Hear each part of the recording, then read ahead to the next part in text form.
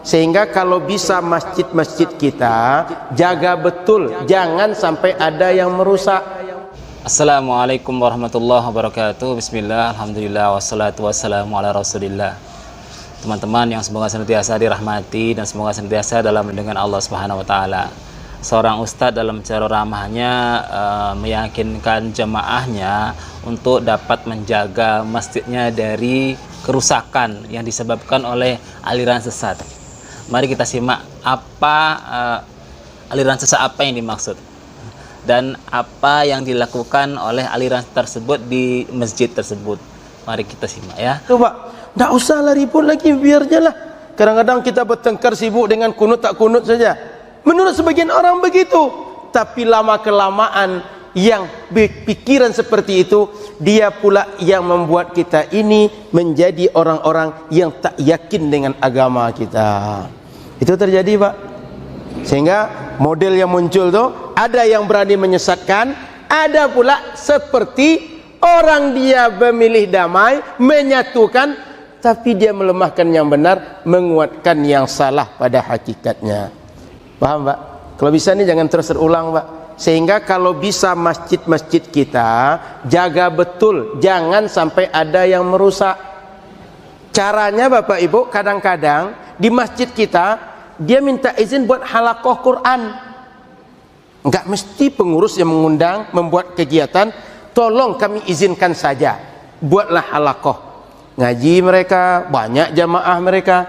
Setiap tahun kita ganti pengurus kan, sekali 2 tahun ganti pengurus kan. Apa yang terjadi? Mereka punya jamaah, hadir rapat jamaah mereka tadi. Kalau ada voting pengurus, pemilihan pengurus, yang menang kira-kira ustadz mereka atau ustadz kita? Anggaplah ada ustadz kita, ustadz mereka, yang menang mana kira-kira? Ustadz mereka, jamaahnya banyak, militan. Ya, teman-teman kira-kira tahu tidak kemana arah pembicaraannya ini?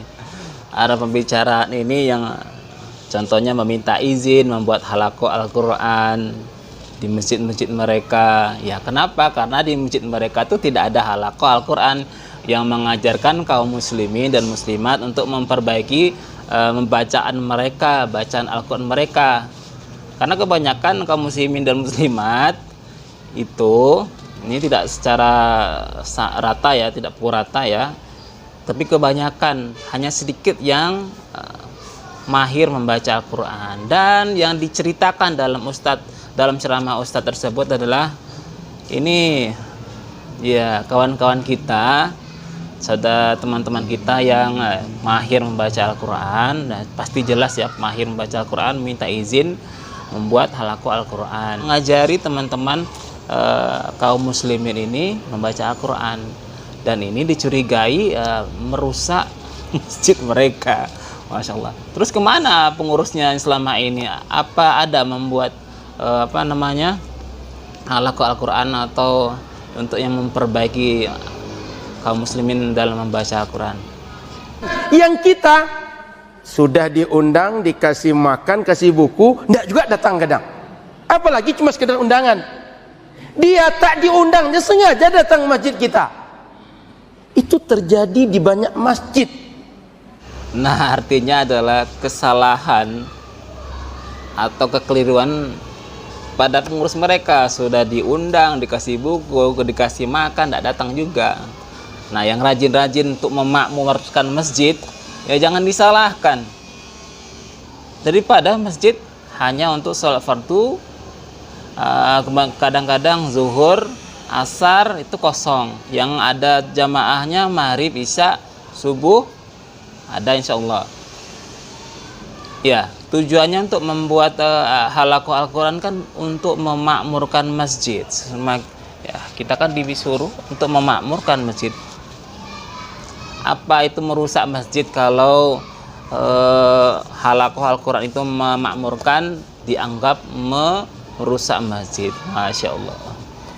Ansur-ansur buat pengajian nanti mulai eksis di masjid, mulai dia mencalonkan masuk pengurus. Posisi biasa dulu, nanti masuk bagian dakwah. Kalau masuk bagian dakwah diundang ustadz. Siapa ustadz yang undang dia? Ustadz dia, Pak, tidak mungkin ustadz kita diundangnya.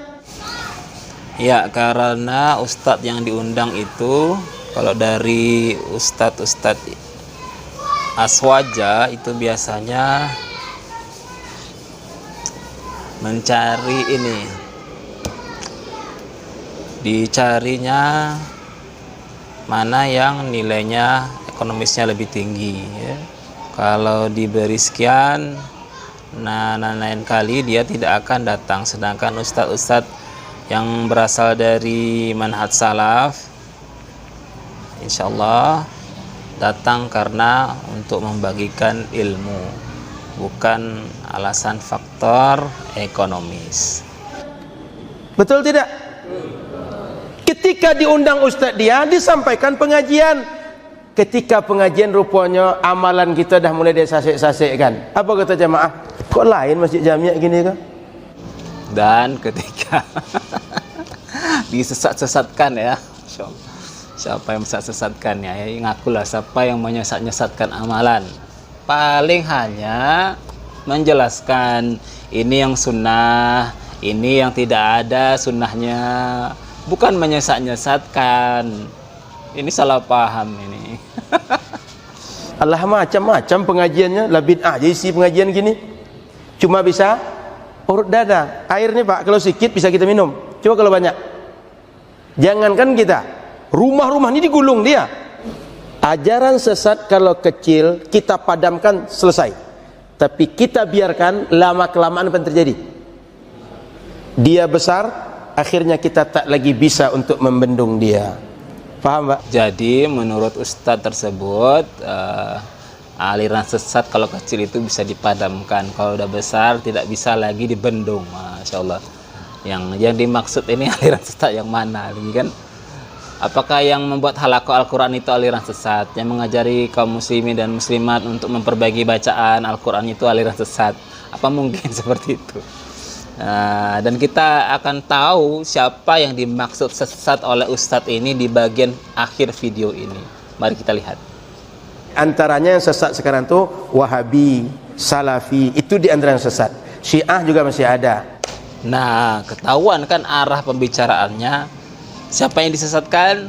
Wahabi, Salafi, sesat. Kemudian baru ada Syiah. Syiah diletakkan di urutan yang paling terakhir. Wahabi, Salafi ini yang apanya nih? Yang wah ininya. Wahabi, Salafi ya. Teman-temannya dimasuk ustadz ini ya pasti ya tidak lain adalah ya dakwah salaf, dakwah yang bermanhaj salaf. Itu yang beliau sebut sesat. Jadi siapa yang menyesat-nyesatkan ini? Apakah Salafi menyesat-nyesatkan atau justru beliau ya seperti ucapan beliau di dalam itu menyesat-nyesatkan? Masya Allah. Ya, demikian teman-teman video kali ini. Terima kasih sudah menyimak. Subhanakallahumma wabihamdika asyhadu an la ilaha illa anta astaghfiruka wa atubu ilaik. Assalamualaikum warahmatullahi wabarakatuh.